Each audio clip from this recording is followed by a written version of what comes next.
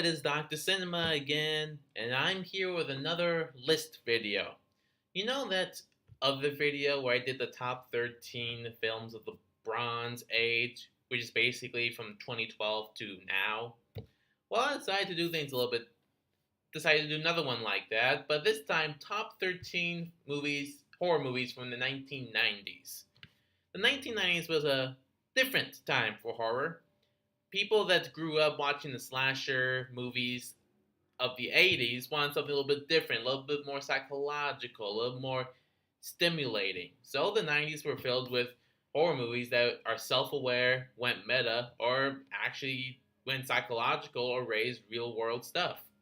So this time I decided to do top 13 90s horror movies to see which ones really were like did succeed and be different.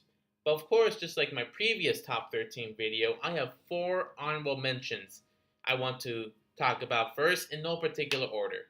Let's just go through the honorable mentions fairly quickly now. Honorable mention number 1, Scream 2, the sequel to the classic Wes Craven movie, gets a little bit overshadowed a little bit, and it's not quite as legendary as the first Scream, but still a really good follow-up. Honorable mention number 2, Event Horizon. I didn't really like this movie. I found it kind of dull, but there is a cult following that really likes this movie, and so I decided why not just give it an honorable mention. Honorable mention number 3, Sleepy Hollow, the Tim Burton movie. It's probably not necessarily scary, but it does pay homage to the Hammer films of the 60s. So it's really worth mentioning here in this video. And the last honorable mention is the 1999 film, The Mummy, starring Brendan Fraser. Fraser. It's not really horror, it's action-adventure, but it's a remake of a classic horror movie, and it's a movie that's in a lot of people's hearts, so it's worth mentioning. Now, with that out of the way, here are the top 13 horror movies of the 1990s. Let's not wait anymore, let's get right down to it. Number 13, It. Now, I know technically this is a TV miniseries, but I think I can make an exception for this one. Now, for those of you who have seen my previous videos on the topic of It, you know that I don't really think the 1990 miniseries is that particularly scary.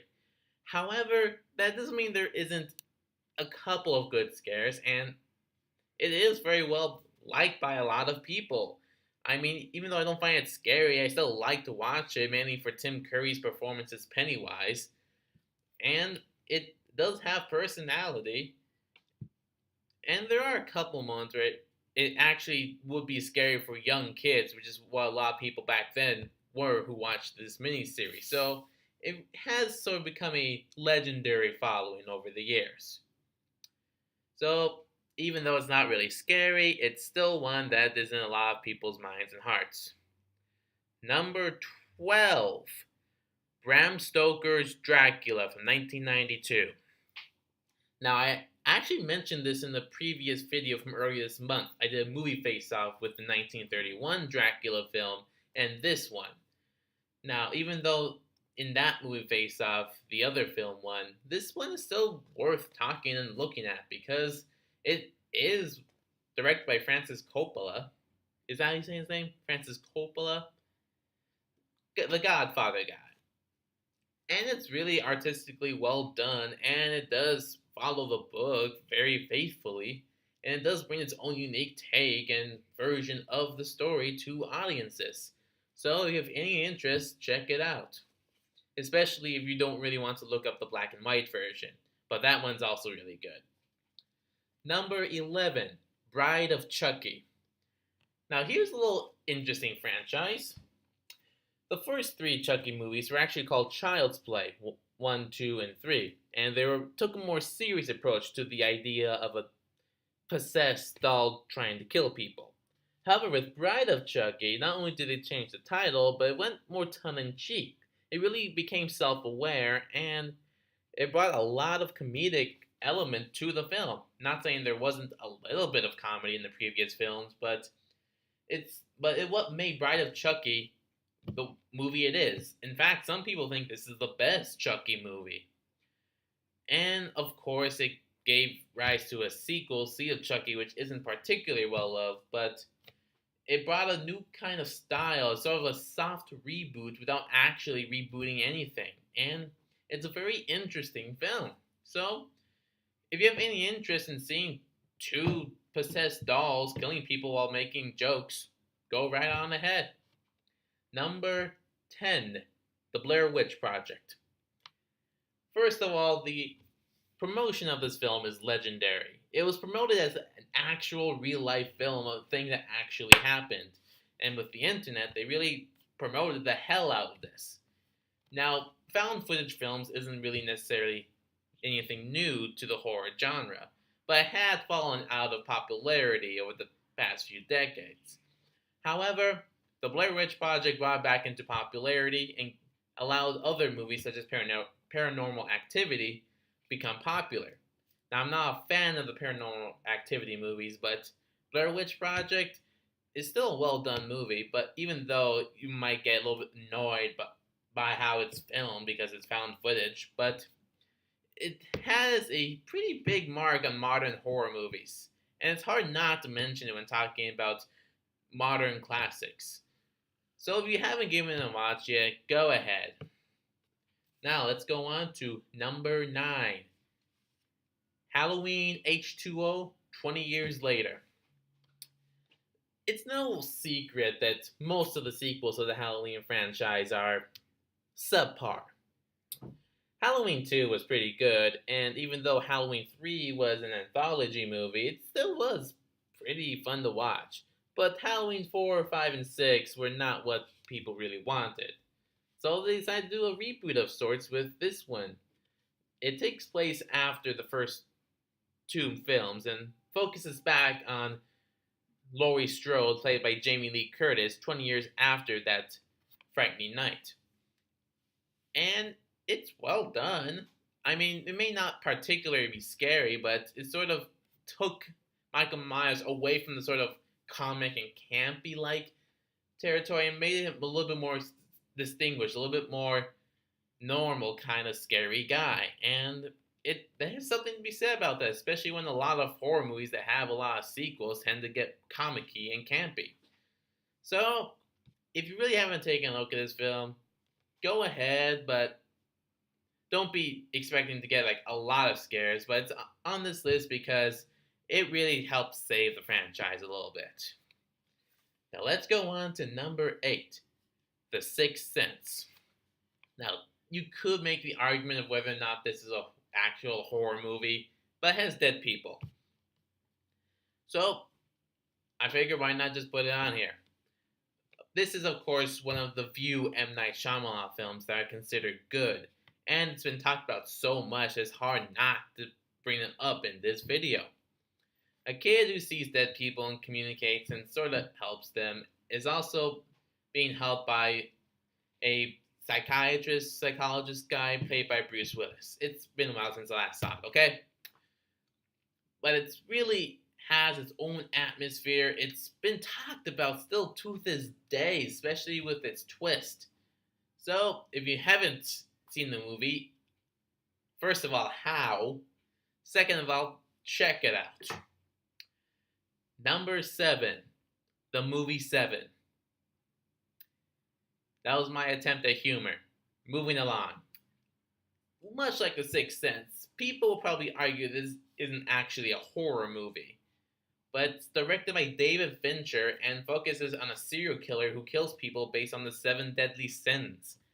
That's pretty scary in its own right. And it is pretty influential on movies in general. I mean, it's really well directed and it's got some of the best performances. And it's just, I can't really describe it that well. You're just gonna have to check it out yourself.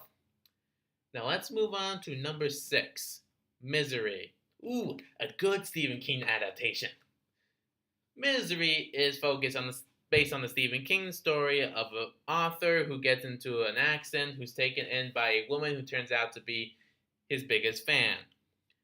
And this has one of the scariest performances I've ever actually seen, where the woman is played by Kathy Bates, and many times in this movie she goes from childlike innocence, playfulness, happiness to straight up psychotic crazy, who breaks his legs with a freaking sledgehammer against a piece of board. I mean, that's just unsettling right there.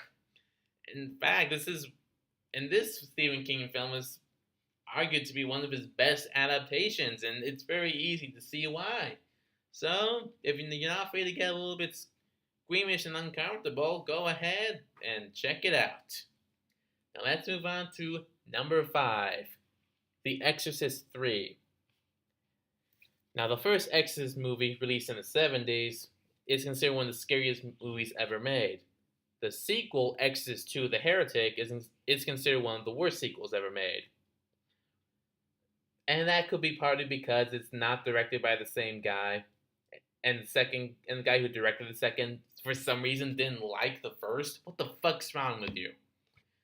But for The Exorcist 3, the original director comes back, and he actually does a pretty solid sequel with one of the scariest performances I ever seen. Is played by the Gemini Killer, who is like the Gemini Killer possessing the body of the priest from the first film. And it doesn't. Now, I may not make it sound like it's that scary, but here's a fun fact. Famous serial killer Jeffrey Dahmer was said that he would watch his movies before going out and killing people. Jeffrey Dahmer, one of America's, if not one of the world's, most famous serial killers, watched this movie several times before going out to kill people. If that doesn't say how good this movie is, I don't know what else to tell you. Now let's move on to number 4, Wes Craven's New Nightmare. You know those movies that I said came out in the 90s that were sort of meta, a little bit self-aware? This is another example of that. Wes Craven's New Nightmare focuses on the actress who played Nancy Thompson from the couple of the original films, but it actually takes place in a world much like ours, where the Elm Street events exist as movies created by Wes Craven, and focuses on Freddy Krueger basically realizing he's a fictional character and seeping into the real world to attack, the actress who played Nancy. I know her first name's Heather, I just can't remember what her last name is. But this is really an interesting look at how horror has sort of gotten like a huge fan base in pop culture and how much they're really well loved. And it's just a very well made movie with, again, Robert Englund being the best parts of the film, both as himself and as coming to life Freddy Krueger. So, and you don't really need to watch any of the previous films to watch this one. So go ahead. It's still on Netflix. Check it out. Number 3, Scream. This is probably one of the most self-aware horror movies you're ever going to see. Scream is focused on a couple of killers who, thanks to watching a lot of movies and TV shows, figure out a way to try to attack Sydney. And it's a 90s classic. It's a modern horror classic. Hell, when people list like some of the best horror icons, Ghostface Killer, the name of the slasher of Scream, consistently shows up somewhere in most, if not all, of these lists. And if you really want to know why it's so self-aware and how it's so self-aware, go ahead, watch it. It cost 3 sequels and a TV show. So go ahead. Now, number 2, The Silence of the Lambs. This is one of the few horror movies that I know has won a Best Picture Oscar. So we all know this. We all know the story. FBI agent Claire Reese seeks help from convicted killer Hannibal Lecter on a case involving Buffalo Bill. And this is one of those movies that, while it does have its fair share of action and violence, is really more psychological. It really gets into your head, especially with the performance of Dr. Hannibal Lecter, who just really gets at you. and you'll be end up like scared in the couch underneath the blanket with a nice Chianti. I can't really do that well. But again, it's a really, really legendary movie. So if you haven't seen it, again, how? Second, go watch it. Alright, it's time for the number one best horror movie of 1990s. Are you ready? Are you ready? Here it is. It's the 1992 film Candyman. You're probably thinking, what's Candyman? Let me explain. Candyman is focused on a college professor who is researching urban legends in Chicago, especially in the more urban parts of Chicago.